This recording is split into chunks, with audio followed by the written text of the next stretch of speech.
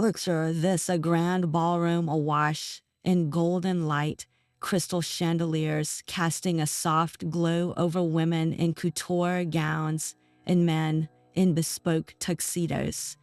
The air hums with laughter, clinking glasses, and the quiet rustle of silk as waiters glide through the crowd with trays of champagne and delicate canapes. On the surface, it's a scene of pure glamour and generosity, where the world's wealthiest gather to open their wallets for causes that promise to change lives.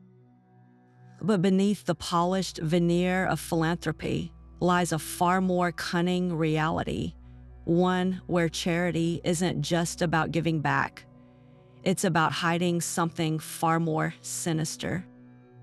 Because in the world of elite fundraising galas, sometimes the most generous donations aren't flowing to those in need. They're flowing straight into a carefully concealed system of deception. Tonight, we're pulling back the velvet rope to reveal how these glittering events have become the perfect stage for high-stakes money laundering.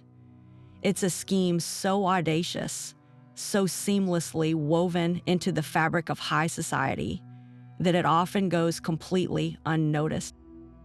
Imagine a donor writes a check for $500,000. The gala organizers applaud, the press takes note, and the public celebrates such remarkable generosity. But what if that donation wasn't about charity at all? What if it was a calculated move to clean dirty money, to transform illicit gains into respectable, tax-deductible contributions?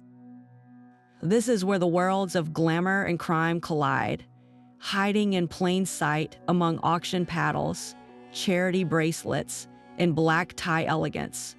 From the outside, these events seem untouchable symbols of hope, compassion, and social responsibility.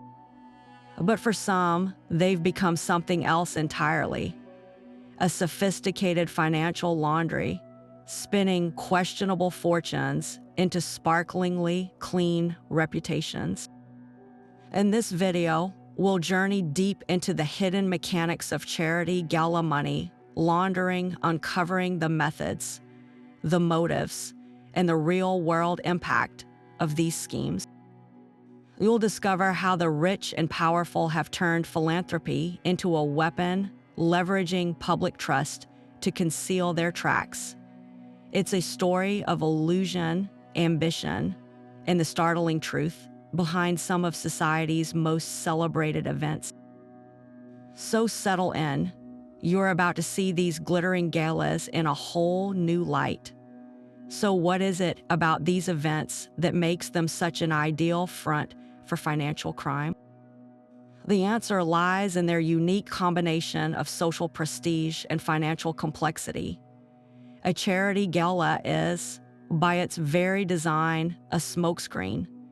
It generates enormous positive publicity, attracting media coverage that focuses exclusively on the generosity on display, never questioning the source of the funds. This powerful aura of legitimacy is its greatest asset. When a well-known socialite or business titan stands up and pledges $100,000 to a children's hospital, the audience doesn't see a potential criminal. They see a hero.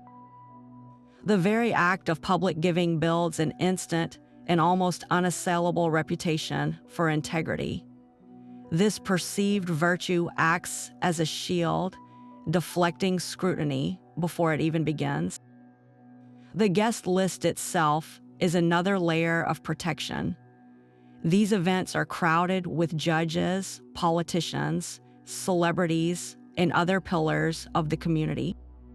Their mere presence at the gala, often photographed and published in society pages, lends an air of unshakable credibility to the entire affair.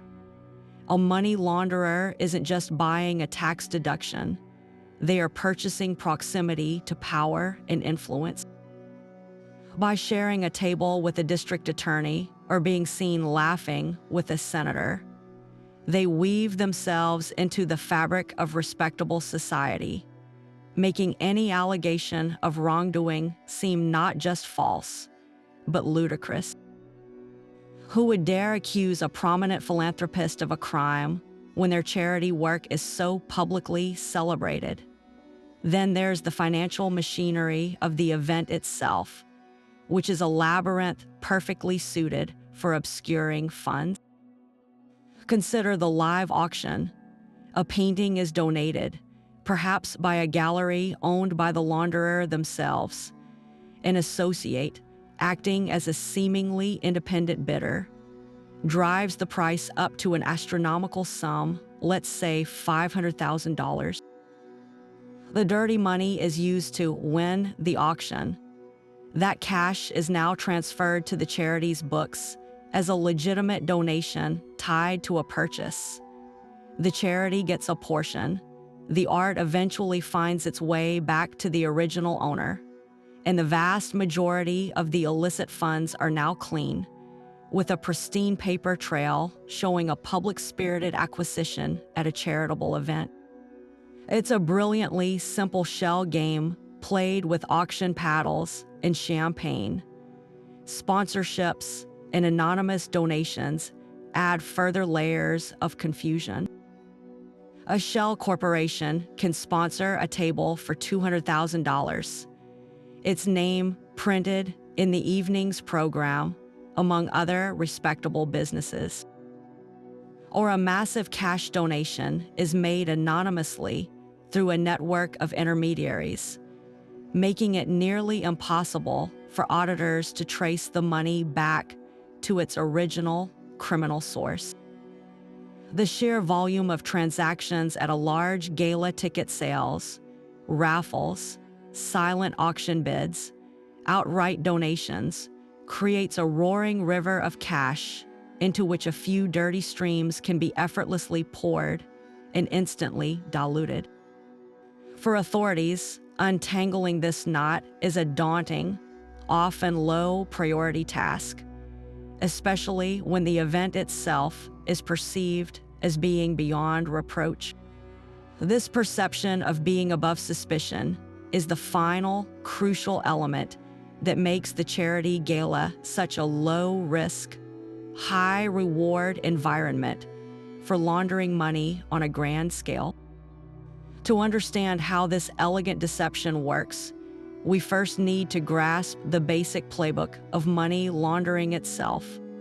Think of it not as a single act, but a 3-act play, a process of transforming obviously dirty money into seemingly clean wealth. It's like taking a pile of muddy, unrecognizable cash from a crime and running it through a financial car wash until it comes out sparkling, with legitimate-looking receipts. The first stage is called placement.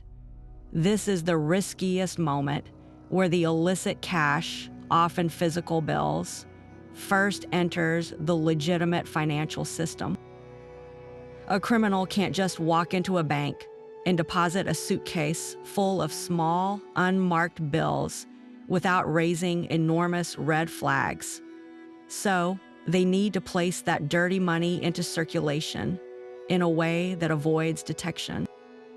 They might break it into smaller, less conspicuous amounts to deposit across multiple accounts, a tactic known as smurfing. Or even better, they might use it to buy high-value assets like luxury cars, real estate, or in our context, high-priced items at a charity auction. The goal here is simple: to get the suspicious cash off the streets and into a system where it can begin its transformation. Once the money is placed, the second stage begins: layering. This is the heart of the operation, a complex dance designed to obscure the money's origin and create as much distance as possible between the crime and the cash. The launderer will conduct a series of rapid, confusing transactions wiring funds between shell companies in different countries, converting currencies, buying and selling stocks or cryptocurrencies. Each transaction is like adding another layer of wrapping paper to a gift. The original box is still inside, but it's now buried under so many other boxes and ribbons that tracing it back to the giver becomes a monumental task. The objective is to create a tangled web of financial activity that would exhaust and confuse any investigator. Finally, we reach the third stage, integration.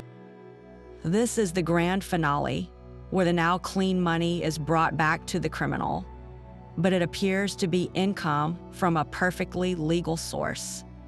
The funds are fully integrated into the legitimate economy. The criminal might use it to invest in a legitimate business, buy a mansion, or fund a lavish lifestyle. Because of the successful layering, the money now has a seemingly innocent paper trail. It looks like profits from a wise investment, an inheritance, or, crucially, the proceeds from a successful business venture, or even a generous tax-deductible charitable donation. At this point, the money is indistinguishable from legally earned wealth, and the criminal can enjoy it without fear. Now, let's superimpose this three-act play onto the glittering stage of a charity gala. The placement happens when dirty cash is used to, for instance, anonymously purchase a block of outrageously expensive tickets, or to win an auction item. The layering occurs within the charity's own financial systems. The donation is mixed with funds from countless other upstanding donors, and then dispersed as grants to various programs, often through intermediary organizations. The integration is achieved when the launderer receives their coveted social currency, a pristine reputation as a philanthropist, a massive tax write-off that lowers their taxable income from other ventures, and a public record of generosity that effectively launders not just their money, but their entire identity. The gala doesn't just clean the cash, it cleanses the criminal. This practice of laundering one's reputation through philanthropy isn't some modern invention of the digital age. Its roots dig deep into the very foundations of American wealth, reaching a fever pitch during the Gilded Age. That era's infamous robber barons names like Rockefeller, Carnegie, and Vanderbilt were masters of this very game. They amassed staggering fortunes through methods that were often brutal, monopolistic, and by many standards of the day, downright criminal. They faced immense public backlash, labeled as predators responsible for the poverty and squalor that festered in the shadows of their immense fortunes. The public saw them not as heroes, but as villains, and so they embarked on the greatest reputation laundering campaign in history. They began constructing vast, monumental temples to their own generosity, public libraries, universities, concert halls, and museums. With a single grand gesture, a man like Andrew Carnegie could transform his public image from that of a ruthless steel tycoon who broke strikes with violent force into a benevolent patron of the arts and education. He wasn't just giving away money, he was strategically scrubbing his legacy clean, using cultural philanthropy to convert the public's resentment into gratitude. The filthy lucre, earned in ways many found distasteful, was washed in the holy water of public benefit and emerged as a celebrated civic endowment. The modern charity gala is the direct descendant of those Gilded Age ballrooms. The players have changed, but the playbook is strikingly familiar.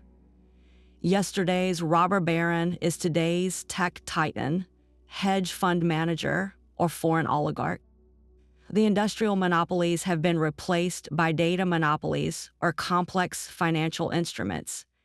And just like their historical counterparts, this new ultra-wealthy class faces its own form of public scrutiny over privacy breaches, market manipulation, or questionable sources of capital. The desire to be seen as a benefactor rather than a predator is just as powerful now as it was then. The core impulse remains identical: the use of public, performative charity to convert questionable wealth into unassailable social standing. The Gilded Age heiress, throwing an opulent ball for a cause, was buying her family's acceptance into the old money aristocracy. Today's billionaire bidding $1 million on a vacation package is purchasing a shield of invincibility. It grants them a moral high ground, a get-out-of-jail-free card in the court of public opinion. When your name is on a hospital wing, who would dare to question how you truly made your money? This timeless pursuit shows that for the ultra-wealthy, philanthropy has always been about more than charity. It's about crafting a legacy, controlling a narrative, and performing a magic trick where a dubious past disappears in a puff of glittering, charitable smoke. Let's put a face to this scheme with a detailed, though fictional, example: the Children's Hope Ball. Picture an event so flawlessly crafted for public admiration that its true purpose remains invisible. Held in the grand ballroom of a legendary 5-star hotel, the Children's Hope Ball is the highlight of the social season. Its official mission is heartstring-pulling and unimpeachable, funding educational programs and providing essential supplies for underprivileged youth in the city. Every detail, from the promotional materials to the speeches, reinforces this noble goal, ensuring unwavering public and media support. The event is a masterclass in optics. A beloved, universally respected actress, known for her family-friendly films, serves as the evening's host, her presence guaranteeing positive press coverage. The guest list is a carefully curated who's who of local nobility, respected business leaders, and even a few minor royalty, all photographed smiling beside ice sculptures and towering floral arrangements. The entertainment features a world-renowned pop star performing an acoustic set, publicly donating their fee back to the cause in a moment designed to go viral. The live auction catalog is filled with once-in-a-lifetime experiences: a private space tourism flight, a week on a secluded private island, and original artwork from iconic contemporary artists. The atmosphere is one of intoxicating, unquestionable virtue. Behind this glittering curtain, however, operates the Veritas Foundation, the organization hosting the ball. Veritas is structured as a complex web of nonprofit and for-profit entities across multiple jurisdictions. Its board of directors includes a handful of legitimate community figures who lend their good names but have little insight into the day-to-day financial operations, and a few shadowy figures with deep ties to international business ventures of a less savory nature. The foundation's public financial filings show healthy inflows from the Gala and impressive outflows in grants to various charities. What they don't show is that a significant portion of those grants are funneled to shell companies owned by the very same people organizing the event, companies that provide consulting services at exorbitant rates or simply disappear after receiving the funds. The auction itself is the central engine of the deception. The space tourism package, for instance, was donated by a company owned by a primary benefactor. During the auction, an associate of this benefactor, posing as an enthusiastic bidder, drives the price up to an astronomical $2 million. The winning bid is ultimately placed by another shell entity, which pays using funds that originated from a variety of questionable overseas sources. That dirty money is now transferred to the Veritas Foundation's books as a legitimate charitable donation. The foundation takes a cut for administrative costs, and the remainder is eventually cycled back to the original donor's company as payment for the package, which is never actually taken. The dirty cash has been placed, layered through the foundation's accounts, and integrated back as clean, auditable revenue for the donor's legitimate business, all while being celebrated as an act of extraordinary generosity on behalf of children in need. The Children's Hope Ball, in reality, offers very little hope to children, but it provides a flawless laundry service for the wealthy. One of the most audacious and yet simplest methods used at these events is the creation of the phantom donor, a ghostly benefactor whose generosity is entirely fictional. This scheme relies on the very public nature of fundraising and the common practice of accepting anonymous gifts. Here's how it works. An organizer or their accomplice makes a sizable cash donation, often in a discreet envelope or through an untraceable wire transfer from an offshore entity. The donation is announced at the gala or recorded in its aftermath, a magnificent and completely fictitious act of charity. The money itself is, of course, dirty cash from whatever illicit enterprise needs cleaning. This is the placement stage in its purest form. The physical cash, which would be impossible to deposit in a bank without triggering alerts, is instead handed directly to the charity. The charity, believing it has received a legitimate gift from a mysterious but deep-pocketed patron, gladly accepts it and provides a formal legal receipt for the donation. This receipt is the golden ticket. It transforms the character of the money instantly. That pile of suspicious bills is now officially documented as a charitable contribution, with a piece of paper that justifies its existence in the legitimate financial world. The donor, who is often the criminal themselves or a close associate hiding behind a layer of anonymity, now possesses a valid tax document. The next phase involves the layering, and this is where the charity's own operations become an unwitting accomplice. The dirty cash is now commingled with all the other legitimate proceeds from the gala ticket sales, auction wins, and genuine donations. It all flows into the organization's bank accounts as one large, clean pool of philanthropic revenue. From there, the funds are spent. They might be granted out to other, smaller charities, used to pay for the foundation's overhead or to settle invoices from vendors. Some of those vendors, however, are not providing real services. They are shell companies set up by the money launderers themselves.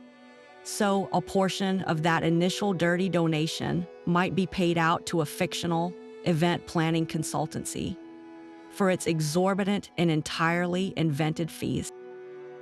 That shell company, now in possession of clean funds from a recognized nonprofit, can issue invoices and pay salaries, fully integrating the laundered money back to the criminals as what appears to be legitimate business income. The entire cycle is complete. The phantom donor's gift, which started as illicit cash, has been washed through the respected charity and returned as auditable, taxable, and completely clean revenue. all while generating a valuable tax deduction for the original criminal. It's a devastatingly effective trick, turning the machinery of goodwill into a vehicle for fraud. But the auction itself is where the real magic happens, a carefully orchestrated performance designed to launder money in plain sight. The first step is for the criminal to donate an asset to be auctioned. This is rarely a genuine act of generosity. Instead, it's often an item of highly subjective or deliberately inflated value. A common choice is a piece of art, perhaps from an unknown artist represented by a gallery the criminal controls. The piece might be appraised at an absurdly high value based on fabricated sales records from a friendly dealer. Other times, it's something even more creatively worthless, like a timeshare week at a defunct resort, a deed to a tiny, unusable plot of land in a remote location, or a unique experience that is impossibly expensive to actually provide. Once this overvalued or even entirely fictitious item is entered into the auction catalog, the stage is set for the main event. As the auctioneer begins taking bids, associates of the donor, acting as independent, eager bidders begin driving the price up. To the audience, it looks like passionate competition between wealthy philanthropists vying for a coveted prize. In reality, it's a closed loop, a puppet show where the donor is pulling all the strings. These associates might be business partners, employees, or even shell companies represented by a lawyer in the room. Their job is to create the illusion of demand, pushing the final bid into the stratosphere. The winning bid, of course, always comes from another entity controlled by the original donor. Let's say the bidding war artificially inflates the price of a questionable painting to $750,000. The winning bidder, a shell corporation with a respectable sounding name, then pays that sum to the charity. This is the crucial moment of placement. That $750,000, which originated from a criminal enterprise, is now transferred into the charity's legitimate bank account. It is no longer dirty money. It is a publicly celebrated charitable donation, complete with a receipt and a photo op. The charity, grateful for the massive influx of cash, takes its cut for operational costs and will eventually distribute the rest to its cause. But the cycle isn't finished. The donated asset, the painting in this case, is now legally owned by the shell company that won it. What happens to it next? It almost never ends up on a wall. It is either quietly returned to the original donor as a gift, stored in a warehouse never to be seen again, or written off as a business expense or a loss. The criminal has successfully recycled their dirty cash through the virtuous conduit of the charity, receiving in return a massively valuable tax deduction and a public record of immense generosity. They have paid themselves with their own dirty money, but the paper trail shows a legitimate purchase at a public event. The auction paddle, in this context, isn't a tool for giving. It's a wizard's wand, waved to transform the lead of illicit profits into the gold of respectable wealth. While the phantom donor and rigged auction rely on manipulating individual transactions, a far more sophisticated and expansive method involves the entire corporate structure of the event itself, the sponsorship shell game. This tactic moves beyond a single painting or anonymous envelope and leverages the full power of a corporate veil to create an almost impenetrable labyrinth of financial layering. Here, the criminal doesn't just bid. They become an official, celebrated partner of the charity. The scheme begins with the creation of a shell corporation, a business entity that exists only on paper, with no real employees, office, or operations. It's an empty vessel, often registered in an offshore jurisdiction known for its strict secrecy laws. This corporation is given a benign, respectable-sounding name, something like Global Horizon Ventures or Apex Cultural Fund, designed to evoke legitimacy and success rather than suspicion. This company then approaches the charity and offers to become a top-tier platinum sponsor for its upcoming gala. The offer is extravagant, a sponsorship fee of, say, $500,000. For a nonprofit organization, this is a transformative sum of money, an offer too good to refuse, and one that arrives with no immediately obvious strings attached. The charity eagerly accepts, contracts are signed, and the shell company wires the funds. On the charity's books, this is recorded as a straightforward, legitimate corporate sponsorship. The company's name is emblazoned on every piece of event material.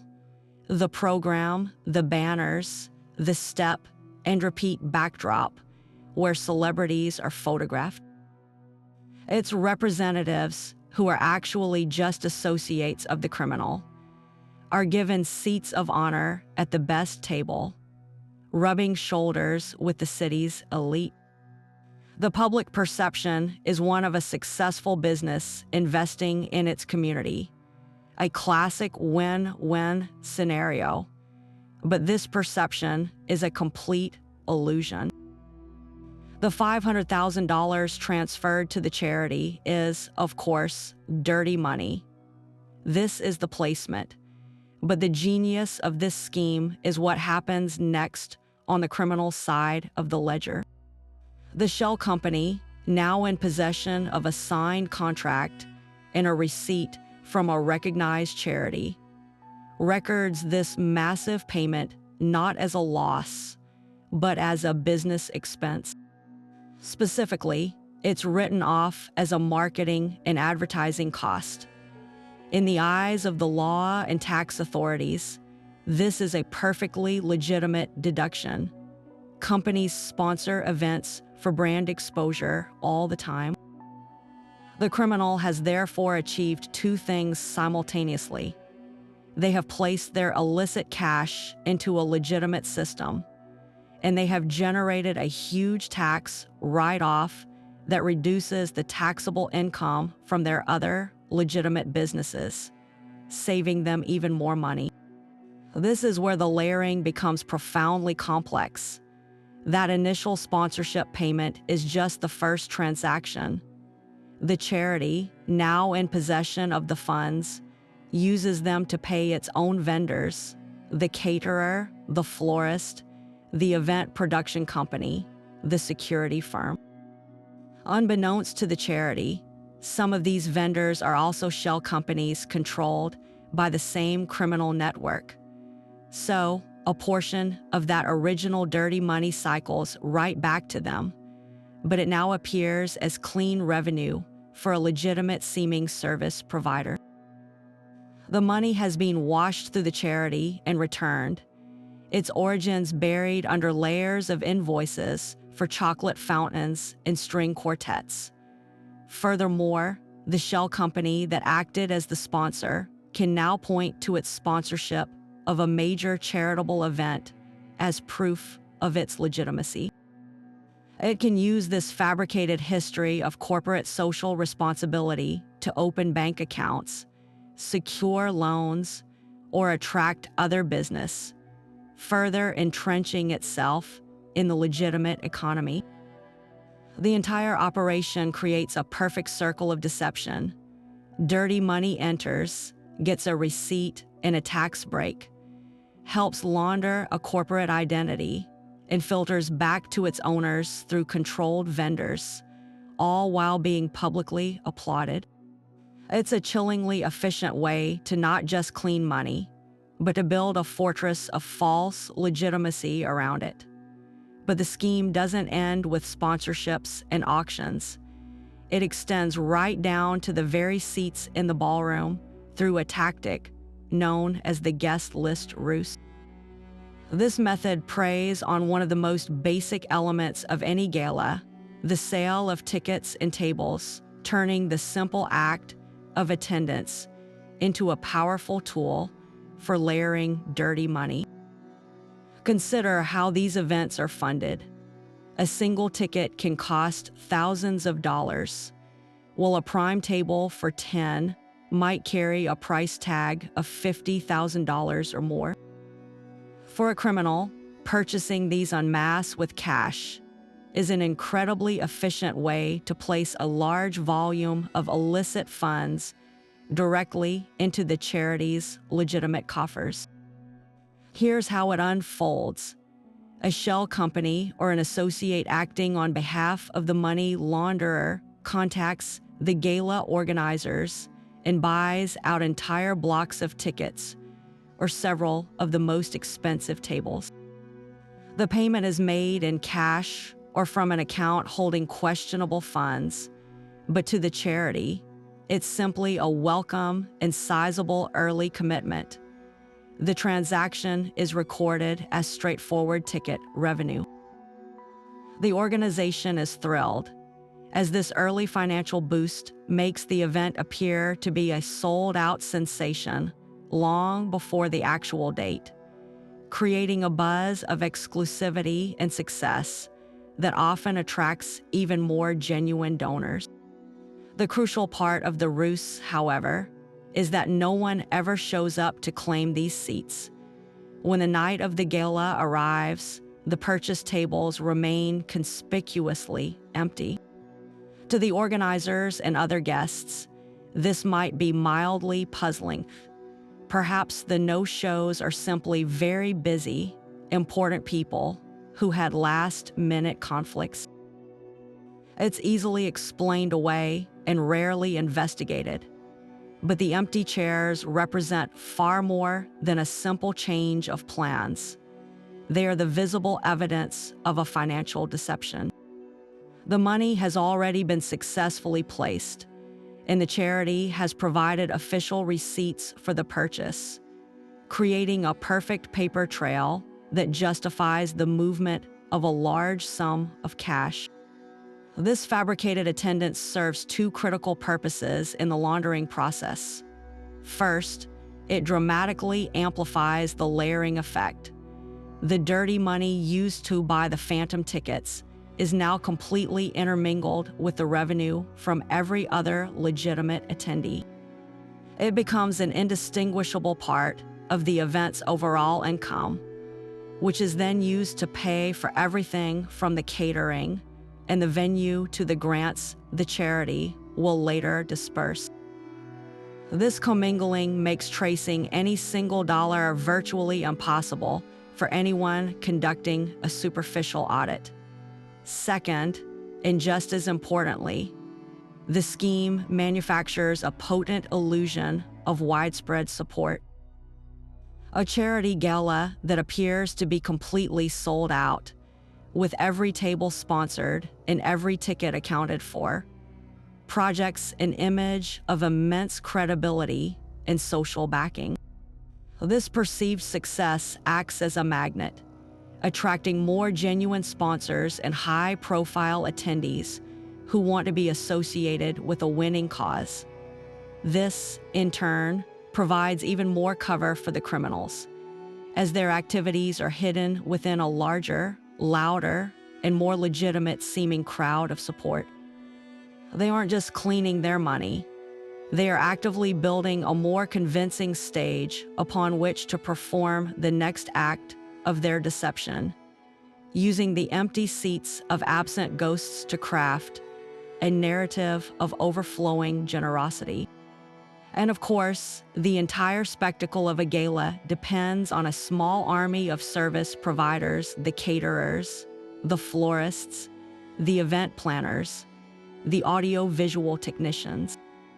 These behind-the-scenes players are essential to creating the illusion of effortless glamour. But for a money launderer, they represent the final, most elegant piece of the puzzle. This is where the catering and services overbill scheme comes into play.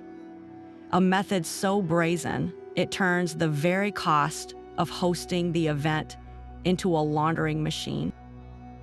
Think of it like this. A criminal might already be using the methods we've discussed to funnel dirty money into the charity's accounts through phantom donors and rigged auctions. The charity now has a huge pool of cash, a mix of legitimate donations and illicit funds, all waiting to be spent on its stated cause. But a significant portion of that cash never makes it to the cause. Instead, it's spent on the event itself, and that's where the accomplices step in. The criminal organizer ensures the charity hires a specific catering company or event planner for the gala, a business they secretly control or have a corrupt arrangement with. This vendor then submits an invoice for their services that is wildly, outrageously inflated. Let's say the actual cost for a top-tier caterer to provide a 5-course meal for 500 guests might be $200,000. The accomplice vendor submits an invoice for double that amount, $400,000.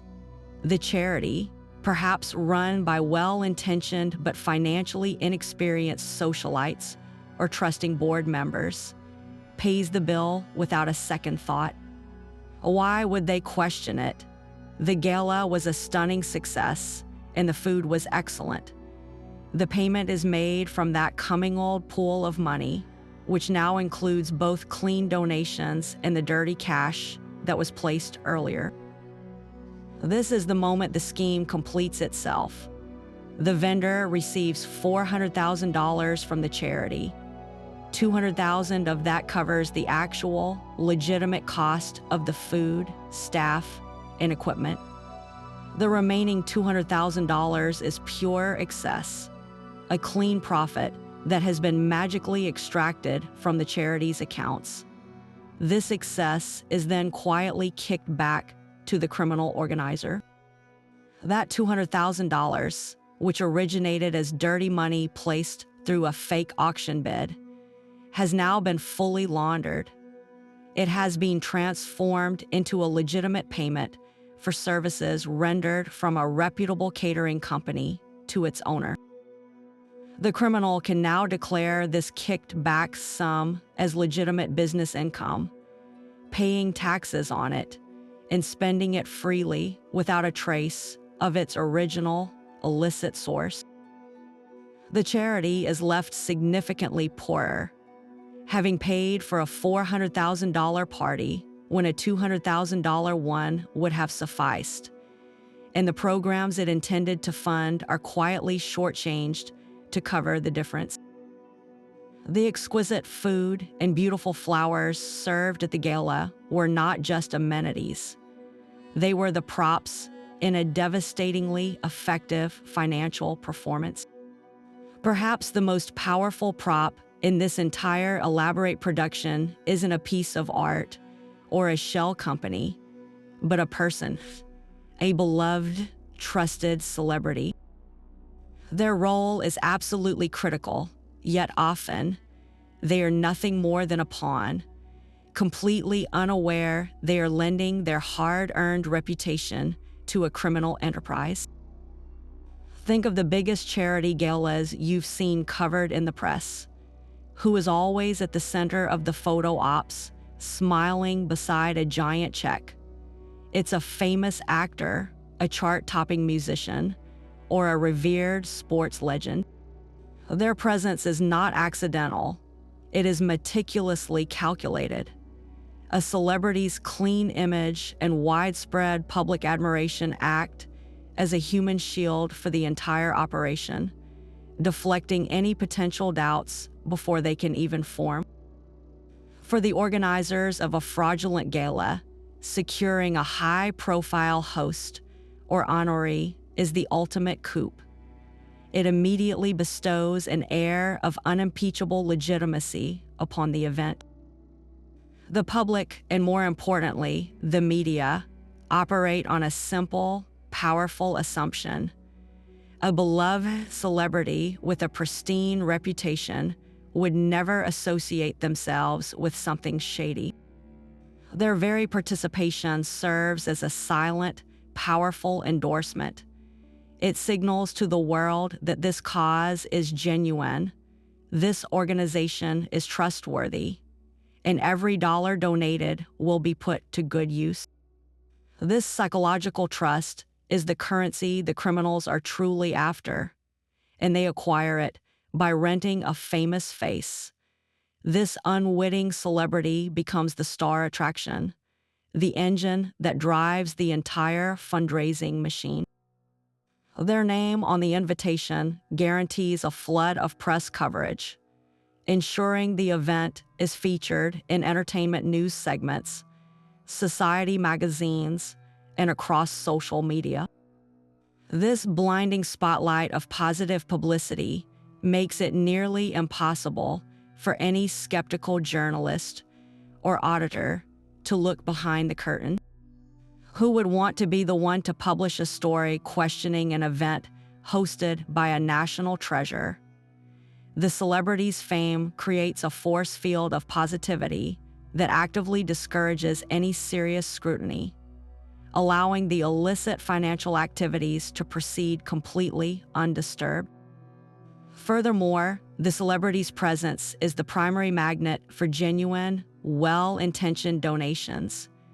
Wealthy socialites and corporate sponsors pay top dollar for a seat at a table where they can rub shoulders with their favorite movie star. Their contributions, which are completely legitimate and meant for the actual cause, become the perfect camouflage. The dirty money from the rigged auctions and phantom donors is poured directly into this large pool of real charity. This commingling of funds is the final, masterful step in obscuring the trail. An auditor examining the books would see one large, healthy donation fund from a glittering, celebrity-backed event. Trying to isolate the illicit transactions from the legitimate ones would be like trying to find a few specific drops of water in a roaring river. The tragedy, of course, is that the celebrity involved is almost always an innocent bystander. They are typically motivated by a sincere desire to do good, to use their platform to support a cause they believe in. They rely on their managers and agents to vet these opportunities, but the vetting process is often superficial, checking for obvious red flags, but completely unequipped to uncover a sophisticated financial fraud hidden behind a noble mission statement. The celebrity becomes a vital cog in the machine, their good name and intentions exploited to give thieves the one thing they could never buy outright: authentic, public trust. They leave the event feeling they have made a difference, never knowing their presence was the key ingredient in perfecting a crime. But to truly control the entire laundering operation from start to finish, the most ambitious criminals don't just infiltrate an existing charity. They build their own from the ground up. This is the ultimate move, establishing a completely fake charitable foundation, a beautiful, official-looking shell designed for one purpose only: to serve as a dedicated financial laundry. The process is frighteningly straightforward, and it all begins with a piece of paper from the Internal Revenue Service, known as the 501c3 determination letter. Gaining this tax-exempt status is the golden ticket, the key that unlocks the vault of public trust and financial legitimacy. And contrary to what one might assume, the barrier to entry is surprisingly low. The application process, while voluminous, is largely a paperwork exercise. A would-be fraudster needs little more than a plausible-sounding mission statement, something noble and vague like promoting educational advancement or supporting environmental sustainability. A named board of directors, often composed of friends, family, or associates, and a set of bylaws that can be easily copied from a template online. There is no rigorous, in-person investigation into the founders' backgrounds or their true intentions. The system operates on a principle of good faith, a vulnerability that is ruthlessly exploited. Once the application is submitted, the approval is often just a matter of time. With that official 501c3 designation in hand, the fictional foundation transforms into something very real in the eyes of the law and the financial system. It can now open bank accounts under its respected name. It can legally solicit tax-deductible donations from the public and from corporations. Most importantly, it can issue those all-important receipts to donors, providing them with the documentation they need to claim massive deductions on their tax return. The facade is now structurally complete. It has the pillars of legitimacy holding up a house built on deceit. This charitable front then springs to life, but its activities are a carefully staged performance designed to create the illusion of genuine philanthropy. It will host a modest website filled with stock photos of smiling children and uplifting mission statements.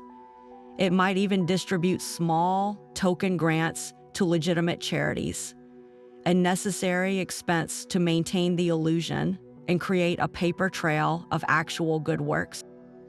These tiny, highly publicized donations are the cost of doing business, the equivalent of buying a convincing costume. They provide the cover story, the proof of concept that allows the organizers to point to something tangible when asked what their foundation does. The real purpose, however, is happening behind the curtain of its official bank accounts. These accounts become the central clearinghouse for the entire laundering operation.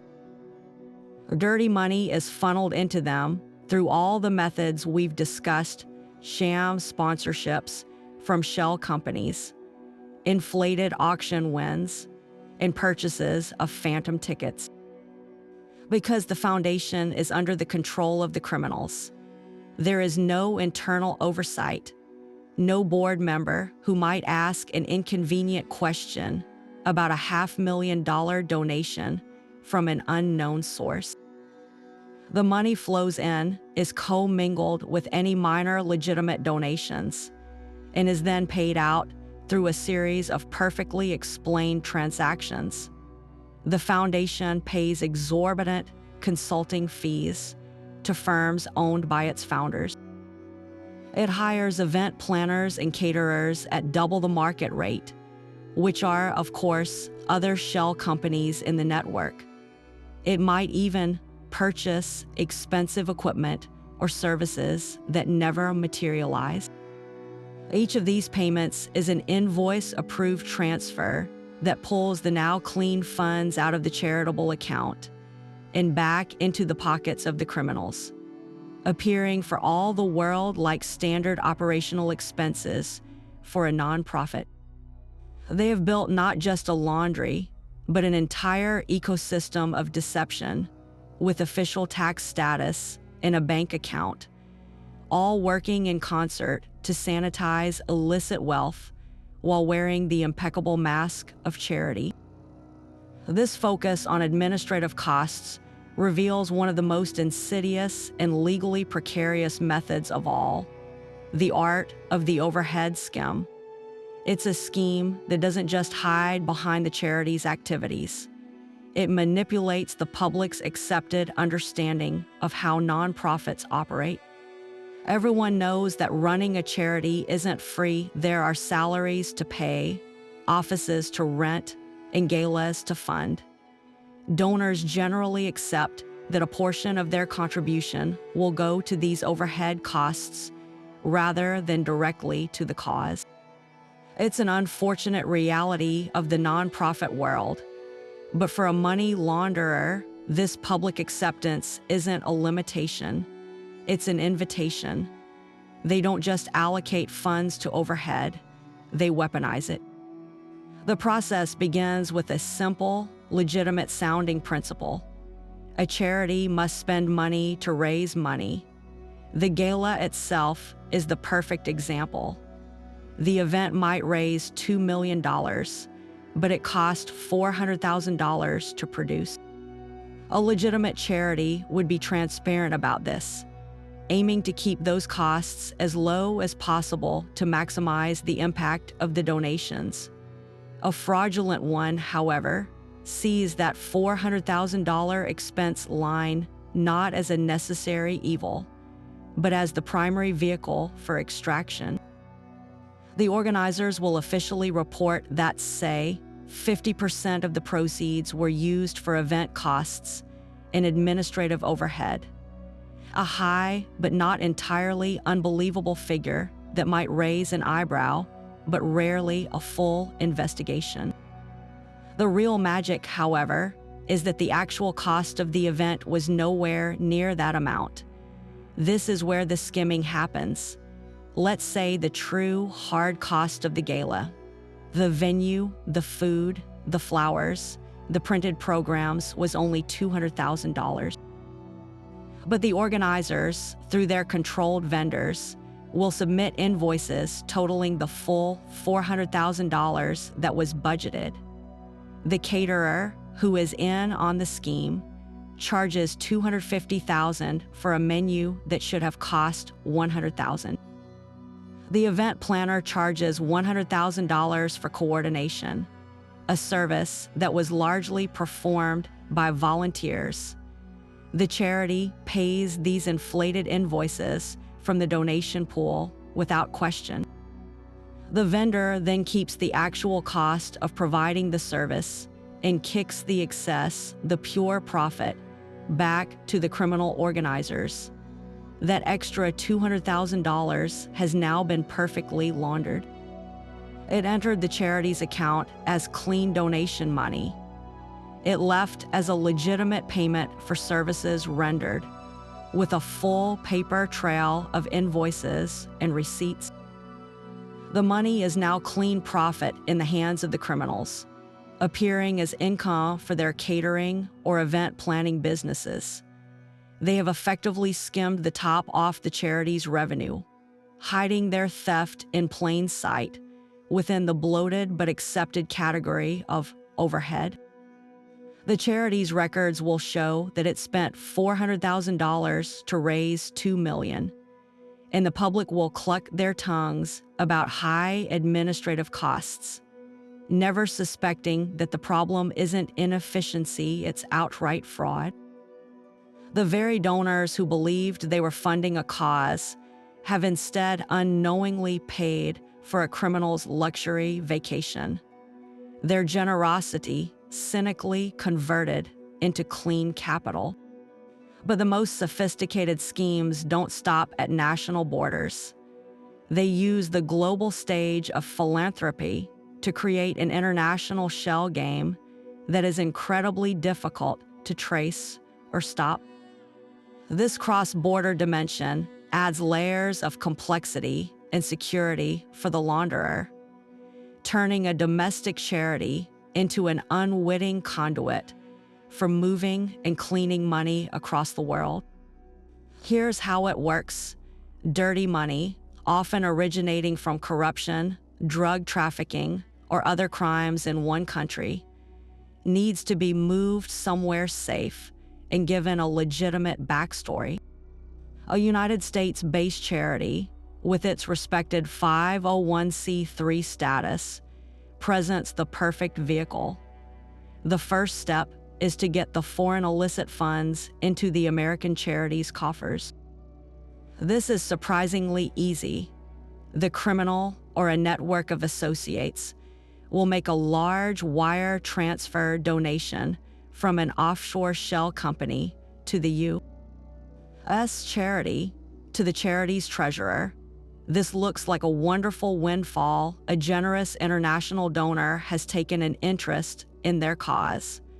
The money is accepted with gratitude, and a formal donation receipt is issued, immediately granting the funds a layer of U.S. legitimacy. This act alone achieves the placement and begins the layering process, as the foreign-sourced cash is now sitting in a respected American nonprofit's bank account. The real magic happens in the disbursement phase. The criminal doesn't want the money to stay with the charity. They want it to travel to a specific destination, but under the guise of charitable work. The U.S. charity, perhaps following its stated international mission, then awards a grant or contract to an overseas partner organization.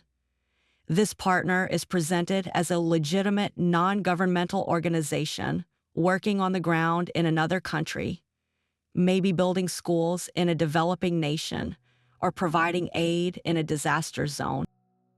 In reality, this foreign entity is just another shell company controlled by the same criminal network. The paperwork is flawless. There are signed agreements, project proposals, and even progress reports filled with stock photos, all fabricated to satisfy any superficial due diligence. The U.S. charity wires the grant money, let's say $1 million, to this foreign partner. From the charity's perspective, they have successfully funded an international project and can report this to their donors and the Heiress. But the money has now completed its journey. It left its source as dirty money, was placed into the legitimate U.S. financial system through a charity, was layered through international wire transfers, and has now been fully integrated into the accounts of a foreign shell company, appearing as a legitimate grant for services. The criminal can now access these clean funds anywhere in the world, far from the original jurisdiction of the crime. The American charity never suspects a thing. They believe they have simply carried out their philanthropic duty, unaware that their organization was used as a sparkling clean car wash for the world's dirtiest money. But perhaps one of the most substantial and brazen methods in this entire playbook involves the world of bricks and mortar, the donation of real estate. This scheme takes advantage of the inherent complexity and subjective nature of property valuation to move staggering sums of dirty money right under everyone's noses. It's a process that feels incredibly legitimate, because on the surface, what could be more generous than giving a house or a piece of land to a worthy cause? Yet, this act of apparent charity is often a carefully engineered financial sleight of hand. It begins with a property. This could be anything from a modest suburban house to a vacant plot of land, but it's almost always an asset that the criminal already owns, often acquired with illicit funds. The first and most crucial step is to have this property appraised at a value that is completely detached from reality. This is where a corrupt or simply overly optimistic appraiser enters the picture. Through a combination of selective comparable sales, exaggerated assumptions about future development potential, or just outright fraud, a property that might have a true market value of $300,000 is given a formal appraisal stating it's worth $1.2 million. This inflated document is the linchpin of the entire scheme, providing a seemingly legitimate foundation for everything that follows. The criminal then donates this dramatically overvalued property to the charity. The transfer of the deed is a legal transaction, and the charity, upon receiving the official appraisal, gratefully accepts this incredibly generous gift.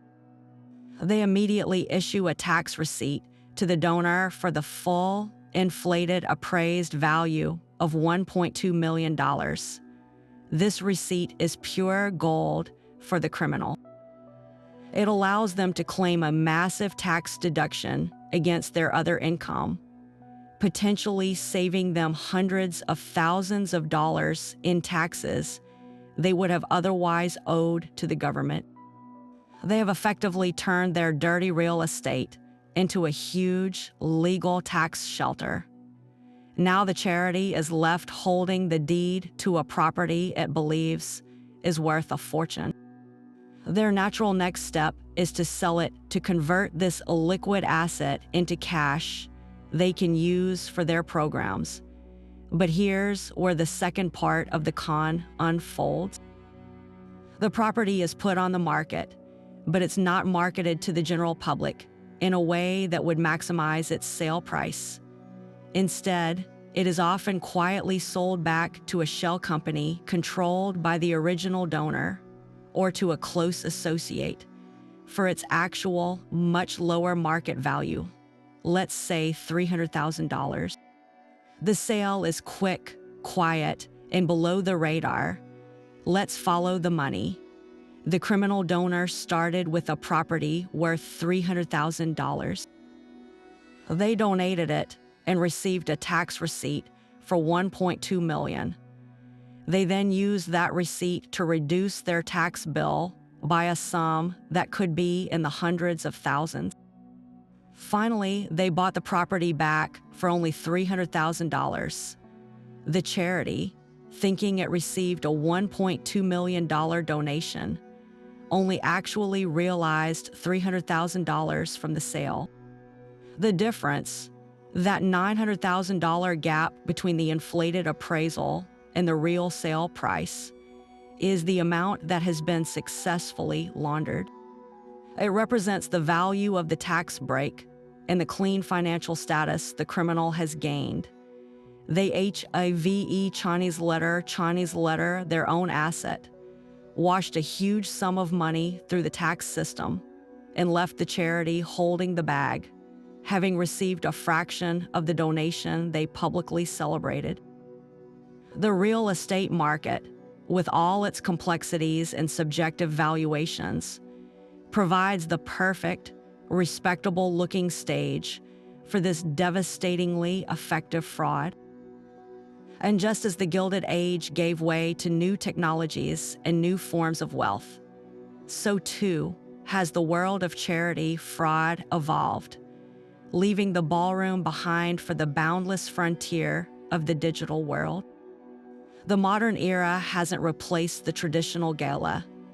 It has simply given it a software update, creating a new, even more opaque playground for financial crime. Virtual fundraising events and cryptocurrency donations have thrown open the doors to schemes that are faster, more anonymous, and exponentially more difficult to trace than anything possible with a paper check and an auction paddle. Consider the rise of the online charity Gala, a phenomenon accelerated by global events that made virtual gatherings the norm. On the surface, these digital events seem to embody transparency and accessibility, broadcasting a cause to a global audience with a simple click. But this digital veil hides a powerful new set of tools for the money launderer. The most significant of these is the integration of cryptocurrency donations. A charity promoting its cause online might proudly display a QR code or a public wallet address, inviting supporters to contribute Bitcoin, Ethereum, or other digital currencies. For a legitimate donor, it's a convenient way to give. For a criminal, it's an open invitation to wash vast sums of money with near total impunity. The power of cryptocurrency lies in its paradoxical nature. The transactions are permanently recorded on a public ledger, the blockchain, but the identities of the wallet owners are often completely pseudonymous. A criminal can control a wallet filled with coins that were acquired through ransomware attacks, dark web markets, or fraud. They can then donate a substantial portion of this illicit crypto directly to the charity's public wallet. The transaction is recorded on the blockchain for anyone to see, showing a transfer from wallet A to wallet B. But wallet A is just a random string of letters and numbers. It has no name, no address, and no identity attached to it. The charity receives the donation, converts it to traditional currency, and issues a tax receipt to whom there is no one to name. The donation is, for all practical purposes, from a ghost in the machine. This creates an insurmountable problem for oversight. The charity has received a legitimate financial asset and is obligated to issue a receipt for tax purposes. But they have no way of knowing or proving the true source of the funds. The criminal, in turn, now possesses a formal receipt from a recognized charity for a donation that can be used to offset taxes on other income. Their dirty crypto, which would be nearly impossible to cash out on a major exchange without triggering security alerts, has been seamlessly converted into a clean tax deduction. The charity becomes an unwitting accomplice, transforming inherently suspicious digital assets into pristine, government-approved financial instruments. The manipulation doesn't stop with anonymous donations. The virtual event itself, particularly the online auction, is ripe for exploitation. In a physical ballroom, a money launderer needs accomplices in the room to drive up bids. In a digital auction, they can deploy an army of automated bots. These software programs can be programmed to simulate a heated bidding war on a particular item, artificially inflating the final price into the stratosphere. To anyone watching the online auction feed, it looks like passionate, competitive philanthropy. In reality, it's a pre-scripted algorithm executing a financial con. The winning bid will, of course, come from a wallet or account controlled by the criminal. The inflated payment, made in cryptocurrency, is sent to the charity. The item, perhaps a digital NFT or a physical asset, is never truly transferred or is immediately returned. The result is the same as the rigged live auction, but executed with digital efficiency and a total lack of human witnesses. The data trail left behind shows only a successful auction and a generous donation, its fraudulent origins encrypted behind layers of code. In the digital Gala, the smoke and mirrors are no longer metaphorical. They are the very infrastructure of the event, creating a new frontier where financial crime can scale to unprecedented levels, hidden behind the glowing screen of supposed technological progress. My name is Clara, and for 15 years, I've been an event planner for the elite. I've orchestrated weddings on private islands and debutante balls in penthouse suites. I know the precise chill of champagne and the exact weight of a custom-printed menu. But nothing prepared me for the Veritas Foundation's annual hope, Gala. On paper, it was my career's crowning achievement. In reality, it was a beautifully wrapped lie, and I was the one hired to tie the bow. The first red flag was so small, I almost dismissed it. It was the guest list, or more specifically, the stubborn, inexplicable gaps in it. We had sold out the entire ballroom months in advance, a monumental success. But when I requested the final dietary restrictions and +1 names from the table purchasers, the foundation's liaison, a stern man named Mr. Evans, brushed me off. Not necessary, Clara. They're a very private group. Just ensure the meal is standard. I'd never encountered a host who didn't want to know every detail about their guests. Then, on the night of the event, those tables remained empty. 12 seats at table 7, 8 at table 12, all vacant, place settings gleaming under the chandeliers like a ghostly audience. When I pointed it out, nervously suggesting we could offer the seats to waitstaff, Mr. Evans gave me a cold, thin smile. The donation has been made. The seats are paid for. That's all that matters. It was the first time I heard that phrase. The donation has been made. The second flag was the auction. I was backstage, coordinating the flow of items, when a painting by a relatively unknown artist came up. The bidding war was ferocious, lightning fast between two men on opposite sides of the room. It wasn't the enthusiasm that felt odd, it was the rhythm. Their bids weren't hesitant or strategic. They were immediate, almost reflexive, like a rehearsed call and response. The piece sold for $750,000 to a man who barely glanced at it when he collected his certificate later. He seemed bored. The joy of winning, the thrill of the chase, it was completely absent. It felt like a transaction, not a donation. But the moment the veil truly lifted was because of a misplaced invoice. A week after the gala, I was finalizing vendor payments. Buried in a folder from the florist was a carbon copy of an internal memo from the catering company we'd used, a firm called Epicurean Delights that Mr. Evans had insisted upon. It wasn't meant for my eyes. The memo detailed the true cost of the food and service for the 500 guests, $180,000. The invoice Epicurean had sent to the Veritas Foundation, the one I was about to approve for payment, was for $420,000. My blood ran cold. The disparity wasn't a mistake. It was a blueprint. They were overbilling the charity by $250,000. A quiet dread settled in my stomach. I started looking at everything differently.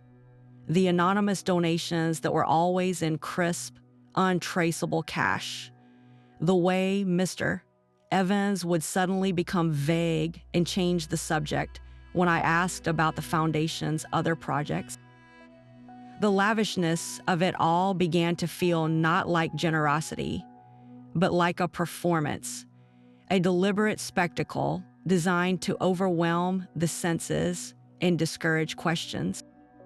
I realized the guests like me, the sincere donors, the press, we were all extras in a play whose real plot was happening in the shadows. I faced a terrifying silence. Who could I tell? The board of directors included respected judges and community leaders, but they were just names on letterhead, distant figureheads who showed up for photos and left after the speeches. Mr. Evans and his circle were the real operators. Going to the police with a hunch and a misplaced memo felt naive and dangerously explosive. This wasn't just about losing my job. It was about the power these people clearly wielded. The culture of silence wasn't enforced with threats. It was enforced with polish and prestige, with the unshakable assumption that they were simply above reproach. The ethical dilemma was a trap. Speaking out meant risking my entire career and potentially my safety, all to expose a crime hidden behind the most virtuous of masks. But staying silent meant becoming complicit, allowing a system that stole from the needy to continue its work, shielded by the very applause of those it was deceiving. I was no longer just a planner. I was a witness, standing in the beautifully decorated ruins of my own innocence. While our exploration of the Children's Hope Ball is a fictional case study, its mechanics are hauntingly familiar because they echo whispers and allegations that have circulated through high society for decades. These real-world shadows give our story its chilling plausibility. One doesn't have to look far to find famous examples where the glittering world of philanthropy has been clouded by serious accusations. Take the scandal surrounding the Clinton Global Initiative, for instance. While it undeniably funded countless legitimate projects, it faced persistent allegations of being a pay-to-play operation where wealthy donors and foreign entities gained coveted access to political power through their generous contributions.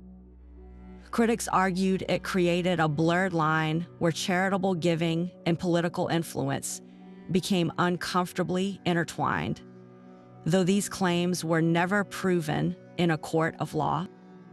The world of international royalty provides another arena for these suspicions. Various foundations tied to Middle Eastern and European royal families have frequently been the subject of intense speculation. Journalists and watchdog groups have pointed to instances where vast sums of money, donated in the name of cultural preservation or humanitarian aid, seem to vanish into a complex network of shell companies and intermediary organizations. The opaqueness of their financial reporting, often justified by citing privacy or security concerns, has fueled theories that these charitable structures are used less for giving and more for moving and sanitizing wealth on a global scale, far from the prying eyes of tax authorities. Perhaps the most iconic example of alleged charity malfeasance is the case of the Trump Foundation. The state of New York ultimately dissolved it, with the Attorney General's office concluding it was little more than a checkbook for serving the former president's business and political interests. The allegations detailed a pattern of behavior straight out of our playbook, using foundation funds to settle legal disputes for his for-profit businesses, purchasing personal items like a portrait of himself, and coordinating with his presidential campaign in a manner that blurred ethical and legal lines. It served as a stark, real-world lesson in how a charitable entity could be allegedly weaponized for personal gain, operating under the cover of doing good. Beyond these headline-making cases, the rumor mills of New York, London, and Monaco society pages have long buzzed with tales of specific, infamous galas. There's the persistent story about a particular animal rights benefit where the live auction was supposedly rigged, with the same small circle of socialites driving up the prices on each other's donated items to absurd heights before buying them back, all to generate massive, receipted donations for their tax returns. Another oft-repeated tale involves a cancer research foundation whose annual gala was sponsored for years by a telecom company later implicated in a massive bribery scandal, leading to widespread speculation that the lavish sponsorship fees were a convenient way to funnel and clean corrupt payments through a virtuous cause. These stories, whether based in proven fact or lingering allegation, serve a crucial purpose. They ground our fictional narrative in the realm of the possible, demonstrating that the mechanics of the Hope Ball are not a product of wild imagination, but an amalgamation of techniques that have been whispered about, investigated, and in some cases, unfortunately, proven true. They remind us that where there is a concentration of immense wealth, a desire for social prestige, and a complex, often poorly understood financial system, the temptation to exploit the virtuous facade of charity will always exist. This history of suspicion doesn't condemn all philanthropy, but it does urge a healthy dose of scrutiny, reminding us that even the most glittering event can cast a very dark shadow. So why is it that these schemes so rarely see the light of day? Why aren't the ballrooms crawling with investigators? The answer lies in a perfect storm of legal, logistical, and cultural obstacles that create a regulatory black hole, allowing this specific type of financial crime to flourish in the shadows of respectability. The first and most daunting challenge is a simple matter of resources. The government agencies tasked with overseeing the vast nonprofit sector are chronically understaffed and woefully underfunded. In the United States, the Internal Revenue Service's Exempt Organizations Division is responsible for policing nearly 2 million tax-exempt entities. With a tiny fraction of the staff needed for such a monumental task, their audits are incredibly rare, often triggered only by the most obvious red flags or specific tips. They simply don't have the manpower to proactively scrutinize the complex financial records of a major gala, especially one that appears on the surface to be a flawless success. Even if an agency decides to take a closer look, they immediately run into the second major hurdle, the staggering complexity of the financial trail. Untangling the transactions from a single major fundraising event is a forensic accountant's nightmare. You're not looking at one simple transfer of funds. You're looking at a tidal wave of money coming in from thousands of individual ticket purchases, corporate sponsorships, auction bids, and anonymous cash donations, all of which are immediately co-mingled in the charity's main operating account. From there, the money flows out just as quickly to a small army of vendors, caterers, florists, audio-visual teams, venue managers, and grant recipients. Each of these outgoing payments could be entirely legitimate, or it could be a vehicle for moving dirty money back to a criminal. Disentangling this web requires following each individual thread, a process that is painstakingly slow, expensive, and requires specialized expertise that most law enforcement agencies simply don't have on hand. Compounding this logistical nightmare is a powerful cultural bias. The inherent respect and deference given to philanthropic institutions. A prosecutor or agent looking into allegations against a local charity often faces immediate and significant internal resistance. There is a natural, almost subconscious reluctance to target an organization that is publicly lauded for doing good work. The fear of a public relations disaster is very real. What happens if they launch a high-profile investigation into a beloved children's charity, only to find nothing and destroy its reputation in the process? This perception of philanthropy as an untouchable force for good creates a force field that discourages aggressive oversight. Law enforcement is trained to pursue obvious criminality, not to question the motives of society's most celebrated benefactors. This cultural shield makes it incredibly difficult to even get an investigation off the ground, let alone see it through to a conviction. Finally, even when investigators do manage to overcome these barriers, they often find their path blocked by a labyrinth of legal loopholes and privacy protections specifically designed to encourage charitable giving. Donor anonymity, a sacred principle in philanthropy, becomes the ultimate get-out-of-jail-free card for a money launderer. While charities are required to report certain large donations to the Heiress, those reports are confidential tax information, not public record. This makes it nearly impossible for journalists or watchdog groups to perform any kind of independent oversight.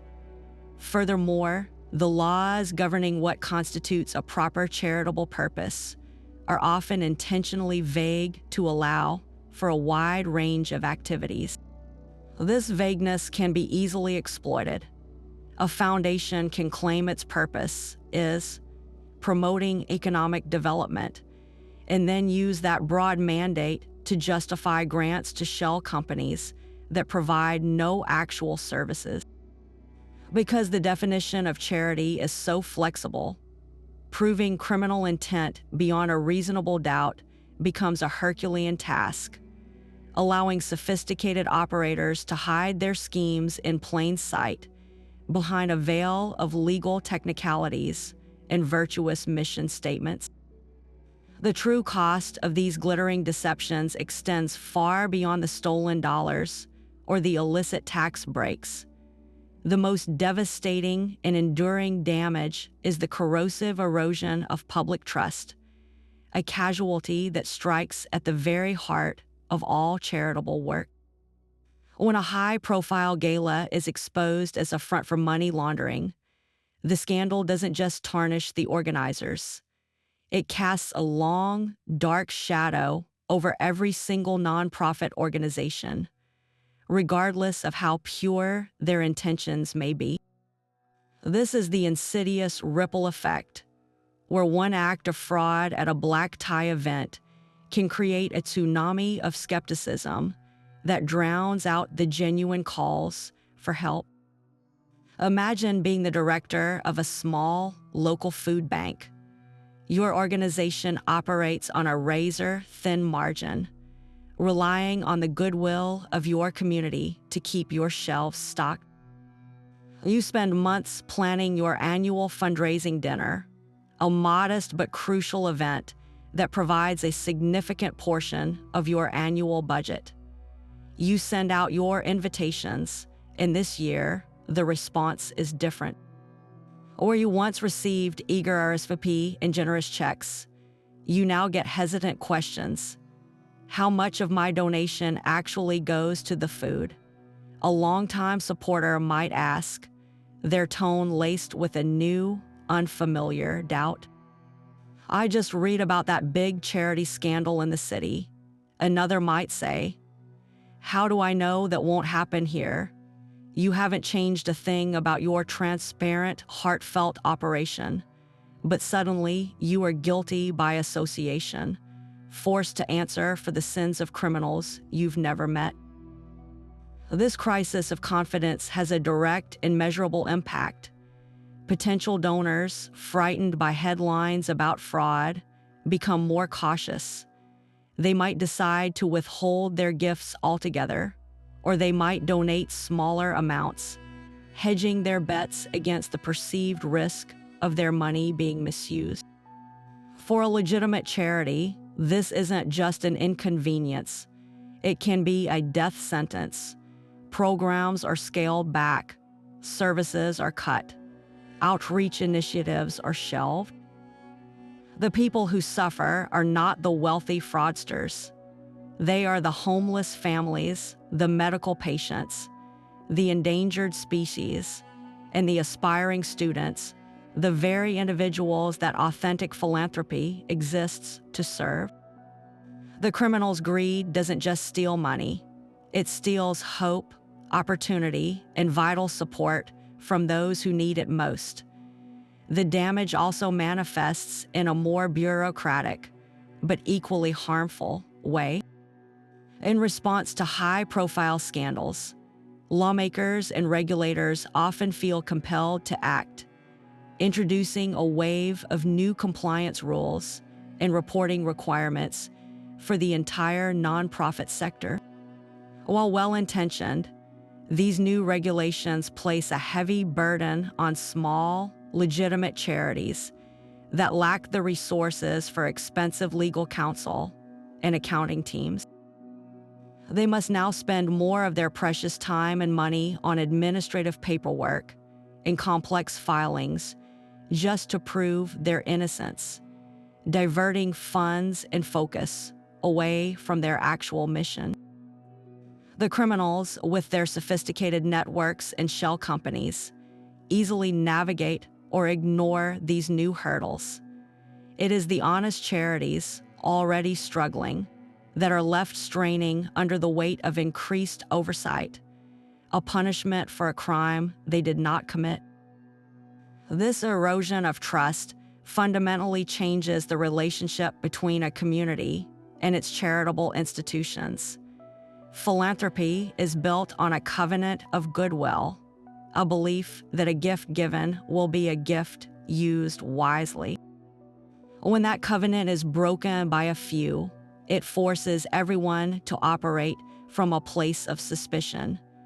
Donors become auditors. Charity directors become defensive. The beautiful, organic act of giving becomes a transactional exercise in risk management. The money launderer, long since moved on to their next scheme, leaves behind a landscape of cynicism where genuine acts of kindness are first met with scrutiny instead of gratitude. They poison the well for everyone, ensuring that long after their gala's lights have dimmed, the world becomes a little darker and a little harder for those who truly rely on the light of generosity. So how can you, as a potential donor, protect yourself and your generosity from being exploited? In a world where the lines between virtue and vice are so artfully blurred, developing a keen eye for the red flags is your most powerful defense. The first and most significant warning sign is a fundamental lack of financial transparency. A legitimate charity is proud of its work and its numbers. They should be able to tell you immediately and in clear, simple terms what percentage of every dollar donated goes directly to program services versus administrative and fundraising costs. If you ask for their annual report or audited financial statements and are met with evasion, hesitation, or overly complicated excuses, consider it a major alarm bell. An organization that cannot or will not readily provide a breakdown of how it spends its money is an organization that may have something to hide. Be deeply suspicious of any entity that talks only about the good it does without being able to show you the financial mechanics behind it. Another critical red flag is the method of donation itself. Be extremely wary of any event or fundraiser that applies pressure for you to donate in untraceable ways, particularly large sums of physical cash. While cash donations at a gala itself are common, a legitimate organization will always provide a proper receipt and never discourage you from using a traceable method like a check or a credit card transaction. If an organizer suggests that a cash donation is easier for them, or implies that wire transfers to obscure accounts are preferred, you are likely being steered into participating in a layering scheme. Traceable payments create a paper trail that benefits both you for tax purposes and the charity for accountability. A preference for opaque methods overwhelmingly benefits those who wish to conceal the movement of funds. Pay close attention to the corporate and organizational structure behind the event. A simple internet search can reveal a great deal. Is the charity a recognized 501c3 with a clear history and a verifiable physical address? Or does it operate under a confusing network of interconnected foundations, limited liability companies and trusts, often registered in different states or countries. This kind of Byzantine structure is not designed for operational efficiency. It is designed for obfuscation. While some complexity is natural for large organizations, a maze of entities with no clear reason for existing is a strong indicator that the structure exists to confuse auditors and hide the flow of money, not to serve a charitable mission. Finally, and perhaps most intuitively, scrutinize the event's overall focus. Is the cause itself the undeniable star of the evening, or does the opulence of the event overshadow it? A legitimate fundraising gala will use glamour as a tool to attract donors to the cause. A fraudulent one often uses the cause as a flimsy excuse to justify the glamour. Ask yourself what the primary takeaway is. Are the speeches heartfelt and focused on the impactful work being funded, filled with tangible stories and measurable outcomes? Or is the conversation dominated by the extravagance of the auction items, the celebrity of the attendees, and the sheer cost of the evening? When the event becomes a self-congratulatory party for the wealthy that only pays lip service to its stated mission, the mission itself has likely become secondary to other, less virtuous objectives.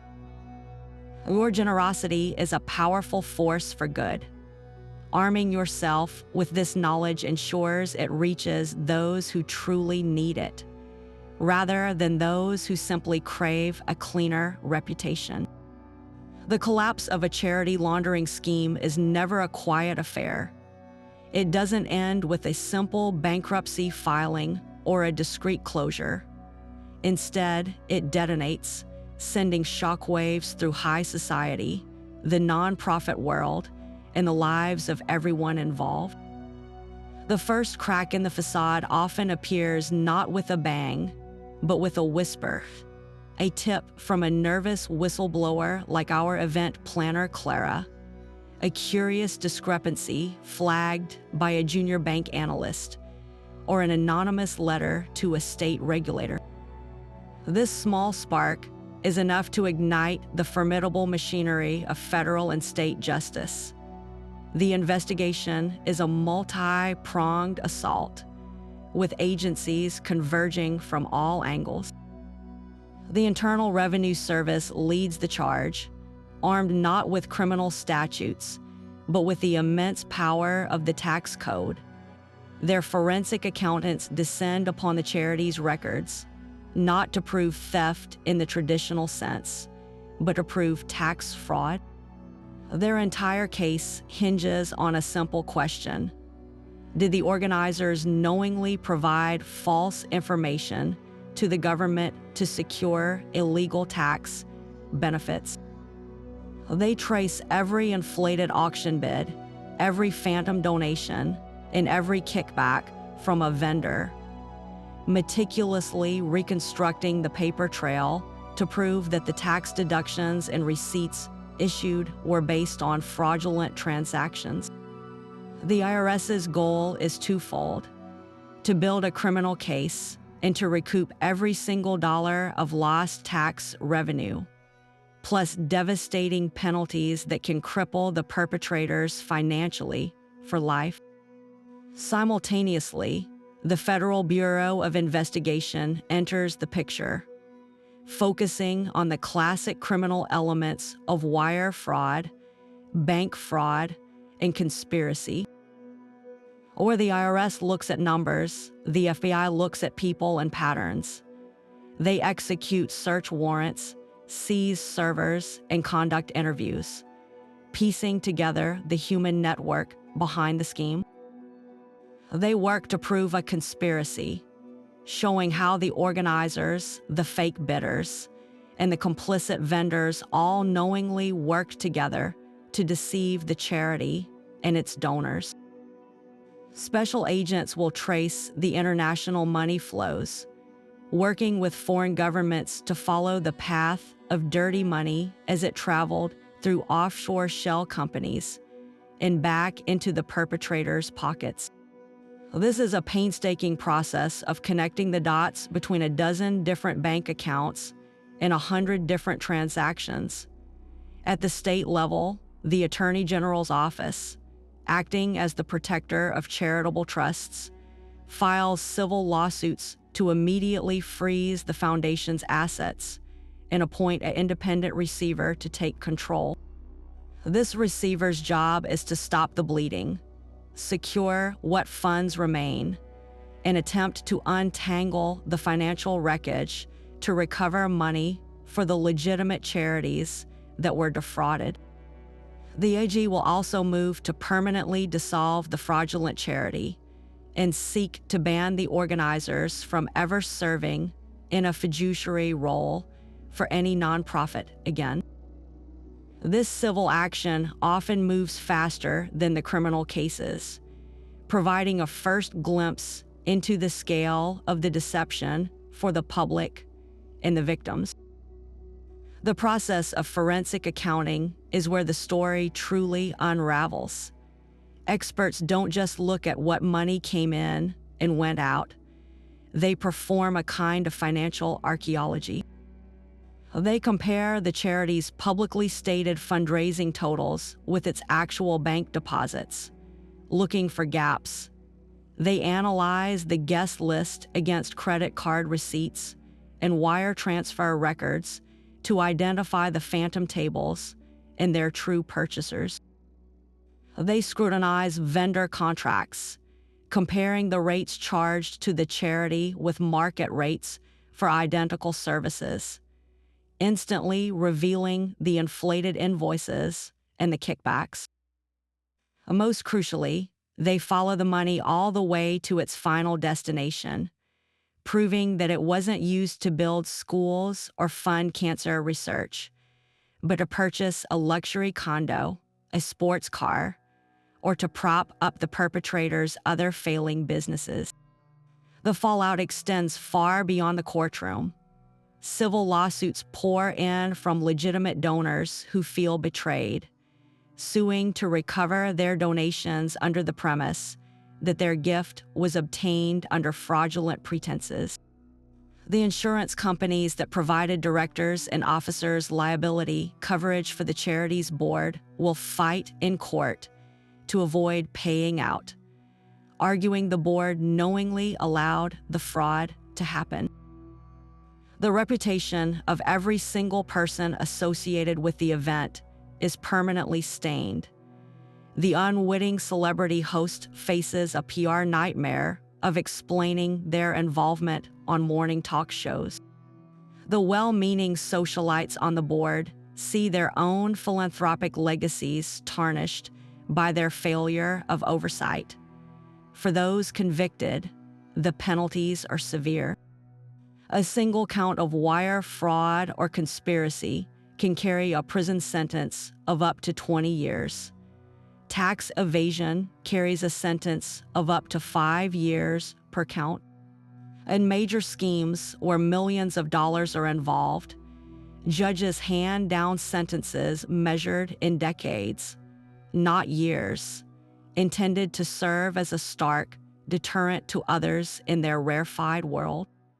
The luxurious lives they built on a foundation of deceit are dismantled asset by asset through forfeiture proceedings. Their names, once celebrated in society pages, become synonymous with greed and corruption, a permanent scarlet letter in the world they so desperately wanted to join. The final cruel irony is that the very thing they sought to launder, their reputation, is the one thing the justice system ensures they will never ever get back. Even after the courtrooms fall silent and the headlines fade, the most haunting questions surrounding these charity gala scandals are often the ones that remain stubbornly unanswered, lingering in the air like the faint scent of perfume after the last guest has gone home. The official legal narrative might assign blame and dole out punishment, but it rarely provides a complete map of the entire deception, leaving behind a fog of mystery that continues to captivate and unsettle. We are left to wonder about the true, unvarnished origin of the money. The investigation might prove the funds were laundered, but it frequently fails to expose the original sin, the specific crime that generated those vast sums in the first place. Was it profits from a sprawling drug cartel needing a stateside cleaning service? Was it embezzled public funds from a corrupt foreign government, smuggled across borders to be sanitized by a glittering American charity? Or was it something even more sinister, hidden behind layers of shell companies and attorney-client privilege? The finished court case gives us the how of the laundering, but it often leaves us forever guessing at the deeply disturbing why and where from, a truth that remains locked away, known only to the perpetrators. This leads directly to an even more pervasive and troubling uncertainty. Just how widespread is this practice? If one gala, hosted by one foundation, was able to move tens of millions of dollars undetected for years, how many other black tie events are operating under the very same blueprint? The exposure of a single scheme isn't necessarily a success story. It can feel more like finally spotting a single termite, which immediately forces you to question the structural integrity of the entire house. The charitable world is vast and largely self-policing, and the techniques we've explored are notoriously difficult to detect without an insider's tip or a catastrophic mistake. It sparks a paralyzing thought for every gala scandal that makes the news. How many others are executing the same perfect crime with flawless precision, year after year? Their organizers toasted as pillars of the community rather than being led away in handcuffs. The scale of the potential problem is perhaps the greatest unknown of all. And who, exactly, are these unseen beneficiaries? The court documents will name the primary defendants, the architects of the specific scheme on trial. But what about the powerful, well-connected individuals who benefited from the system without ever getting their own hands dirty? The politician who received a massive, perfectly legal campaign contribution from a donor whose wealth was just laundered through a charity they supported. The corporation that secured a lucrative government contract after its CEO was honored at a fraudulent gala for their philanthropic spirit. The social climber who gained irrevocable entry into elite circles based on a reputation for generosity that was, in fact, purchased with dirty money. These individuals enjoy the cleaned money and the burnished reputations without ever appearing on any indictment, their roles sanitized by layers of plausible deniability and legal distance. They are the ghosts in the machine, the ones who truly got away, leaving us to wonder how many of society's most respected figures are standing on a foundation of expertly laundered corruption, forever shielded by the glittering, impenetrable facade of philanthropic respectability. So we've pulled back the curtain on a world of elegant deception, exposing the mechanics of a scheme that turns generosity into a weapon. We've seen how phantom donors materialize to inject dirty cash into the system, receiving a legitimate receipt in return. We've watched the artful choreography of the rigged auction, where accomplices drive up the price on a worthless item, laundering a fortune through a public, celebrated purchase. We've traced the labyrinth of shell corporations acting as sponsors, their inflated payments written off as business expenses while the money cycles back to them. And we've seen how the entire operation is shielded by the glittering presence of unwitting celebrities and the empty chairs of paid-for tables, all designed to manufacture an illusion of virtue that is virtually impenetrable.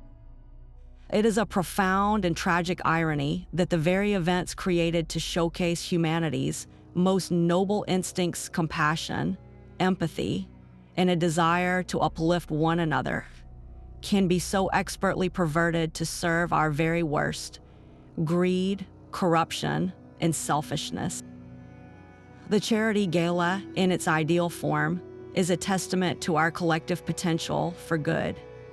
That this symbol of hope can be hollowed out and used as a front for financial crime is a betrayal that cuts deep, eroding the trust that is the bedrock of all genuine philanthropy. It is a perversion of light, using its warmth to hide shadows. But this revelation should not lead to cynicism or a retreat from giving. Instead, it must serve as a powerful catalyst for vigilance and empowerment. The greatest defense against this corruption is an informed and discerning donor. Protect your generosity and ensure it reaches those who truly need it by taking a few simple steps. Before you write a check or buy a ticket, research the charity. A few minutes on a site like Charity Navigator or GuideStar can reveal crucial financial health metrics and transparency ratings. Look for organizations that clearly report how every dollar is spent. Ask direct questions. If they are evasive about their overhead or program costs, consider that a major red flag. Support and demand transparency in all philanthropic endeavors. Choose to give to organizations that are open about their operations, their challenges, and their successes. Your power as a donor is immense. Use it to reward honesty and punish opacity. By doing so, you become a guardian of the spirit of giving. You help ensure that the stage remains set for real heroes, the researchers, the aid workers, the volunteers, and not for those who would use their compassion as a disguise. Let's reclaim these galas not as laundries for dirty money, but as the beacons of hope they were always meant to be. Now that you've seen behind the glittering curtain, we'd love to hear what you think. Have you ever attended a charity event or a fundraising gala where something felt just a little bit off? Maybe the bidding on an auction item seemed a bit too coordinated, or the crowd's enthusiasm didn't quite match the cause. Your stories and observations are incredibly valuable. They're the conversations that keep these topics alive and hold the powerful accountable. Drop your thoughts, your suspicions, or even your own experiences down in the comments below. Let's get a real discussion going. If this deep dive into the hidden mechanics of high society deception surprised you or made you look at philanthropy a little differently, let us know by giving this video a like. That kind of feedback helps us know what content matters most to you. And if you're curious about what other secrets lie behind the polished surfaces of power, money, and scandal, make sure to subscribe and hit that notification bell. We're just getting started, and there are so many more stories waiting to be uncovered. Thanks for watching, and we'll see you in the next one.